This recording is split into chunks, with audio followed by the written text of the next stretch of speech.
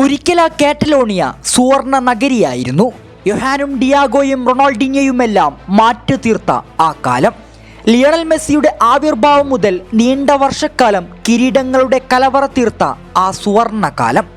MSNും ടിക്കി ടാക്കയുമെല്ലാം പൂർണ്ണതയെ പുൽകിയത് ബാർസയിലായിരുന്നു.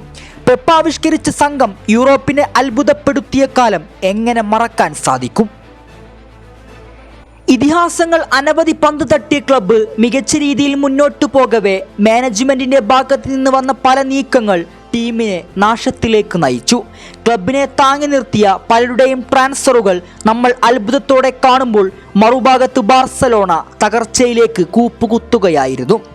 പകരക്കാരനായി നെതർലാൻഡുകാരൻ Koeman, DPAയും Luke D ജോങ്ങും അടങ്ങുന്നവരെ കൊണ്ടുവന്നെങ്കിലും അവരുടെയെല്ലാം സൈനിങ്ങുകൾ അമ്പേ പരാജയമായിരുന്നു. Koeman ടീമിൽ പല മാറ്റങ്ങളും കൊണ്ടുവരാൻ ശ്രമിച്ചെങ്കിലും അതെല്ലാം വിജയകരമായിരുന്നോ എന്നത് സംശയമാണ്. പിന്നീട് അയാളുടെ സ്ഥാനം തെറിച്ചതും സാവി കടന്നു വന്നതുമെല്ലാം വലിയ പ്രതീക്ഷയോടെയാണ് ഓരോ ബാർസ ആരാധകനും കണ്ടത്. തങ്ങളുടെ പഴയ കളിക്കാരൻ കോച്ചായി ചുമതലയേറ്റെടുക്കുമ്പോൾ ആ പഴയ ബാർസയെ തിരിച്ചു കിട്ടുമെന്ന് കാത്തിരുന്നവരാണ്.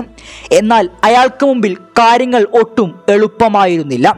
തകർന്നിരുന്നൊരു ടീമിന്റെ ദൗത്യം ഏറ്റെടുക്കുമ്പോൾ അടിമുടി മാറ്റം ആവശ്യമായിരുന്നു.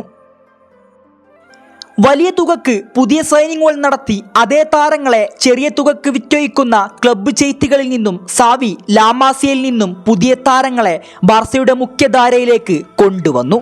3 വർഷത്തിനുള്ളിൽ ലാലിഗയും സൂപ്പർ കോപ്പ എസ്പാനിയയും നേടി സാവി പുറത്താകുമ്പോൾ ഒരുപറ്റം യുവതാരങ്ങൾ ബാർസലോണയിൽ ഉണ്ടായിരുന്നു. പിന്നീട് ആ സ്ഥാനത്തേക്ക് ഹാൻസി ഫ്ലിക്ക് എന്ന ജർമ്മനിക്കാരൻ കടന്നു വന്നതോടെ ബാർസലോണ കൂടുതൽ ശക്തരായി മാറുകയായിരുന്നു. യൂറോയിലെ പ്രകടനം ഓൾമോയെ തേടി ബാർസലോണ എത്തിയതും ലാമിൻ യമാൽ എന്ന കൗമാരക്കാരൻ്റെ പ്രകടനവും ലെവയും റാഫിനെയുമെല്ലാം ഇന്ന് ഫ്ലിക്കിൻ്റെ ആവനായിലെ പ്രധാനികളാണ്. കളിച്ച 5 മത്സരങ്ങളിലും വിജയം കൈവരിച്ച് ആ പഴയ ബാർസലോണയായി മാറുകയാണ്. ഡിഫൻസിലും അറ്റാക്കിങ്ങിലുമെല്ലാം താരങ്ങൾ ഒരുപോലെ തിളങ്ങുന്ന ബാർസലോണ തിരിച്ചു വന്നിരിക്കുകയാണ്. ഇന്ന് ബാർസയുടെ മാറ്റങ്ങളിൽ മുൻ മാനേജർ സാവിക്കും വലിയ പങ്ക് വഹിക്കാനുണ്ട്. കാരണം തകർച്ചയിൽ നിന്നാണ് അയാൾ ആ ടീമിനെ ഉയർത്തിയത്. ഗോളടിച്ചും അടിപ്പിച്ചും ഫ്ലിക്കിന് കീഴിൽ യമാലും ലെവയും വിസ്മയം തീർക്കുമ്പോൾ ഇത്തവണത്തെ ലാലിഗ കഠിനമാകുമെന്നുറപ്പാണ്. കിരീടം മോഹിച്ച് റയലും അത്ലറ്റിക്കോയുമെല്ലാം സജ്ജരാകുമ്പോൾ ഈ ബാർസയെക്കുറിച്ചും ഒന്നോർത്തേക്കണം. വർഷങ്ങളായുള്ള ചാമ്പ്യൻസ് ലീഗ് കിരീടത്തിന് അറുതി വരുത്തി എതിരാളികൾക്ക് വലിയ മുന്നറിയിപ്പ് നൽകാൻ ബാർസലോണ വരികയാണ്. ഫ്ലിക്ക് തീർക്കുന്ന ചരിതങ്ങളെല്ലാം കൺകുളിർക്കെ കാണാം.